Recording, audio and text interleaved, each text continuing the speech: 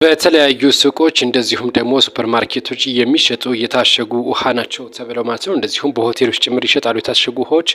እነዚህ ውሃዎች ከግማሽ በላይ የሚሆኑት ከቧንቧ ውሃ የተቀዱና እንደዚሁም የተወሰኑ ማዕድናት ወይም ደግሞ የተለያዩ ኬሚካሎችን በመጨመር ብቻ እንደሚዘጋጁ እየተነገረ ነው የሚገኘው። ከተለያየ እንግዲህ ከገደል ስር ከተለያየ ቦታ ተገኘ እየተባለ የሚሸጠው የታሸገ ውሃ ማለት ነው። አሁን በተደረገ ጥናት ከተለያዩ ከቧንቧዎች ተቀድቶ ትንሽ ማዕድናት ወይም ሚነራሎች ተጨምሮበት ለገበያ እንደሚቀርብ ጥናቶች አረጋግጧል የተባለው። በተለይ በአሜሪካ ደግሞ 64% የሚሆነው የታሸገ ውሃ ከቧንቧ እንደሚቀዳ ጥናቶች አረጋግጧል። በሀገራችን በኢትዮጵያ ከተለያዩ ከገደላማ ቦታዎች ተገኘ ከእንደዚህ አይነት ቦታ ተገኘ የተባለ የሚቀርበው የታሸገ ውሃ አብዛኛዎቹ ማለት ነው ከቧንቧ ተቀድተው ትንሽ ሚነራሎች ተጨምሮባቸው ወደ ገበያ እንደሚቀርቡ ጥናቶች አረጋግጧል ነው እየተባለ የሚገኘው።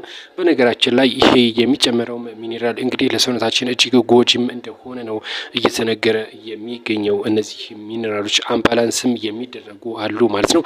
አንዴ እንግዲህ እንትን ከተባለ ወይም አንድ ቼክ ከተደረገላቸው በኋላ ፈቃድ ካገኙ በኋላ ይነስ ይጨምር በርካታ ችግሮች እንዳሉበት ነው እንግዲህ እየተነገረ የሚገኘው።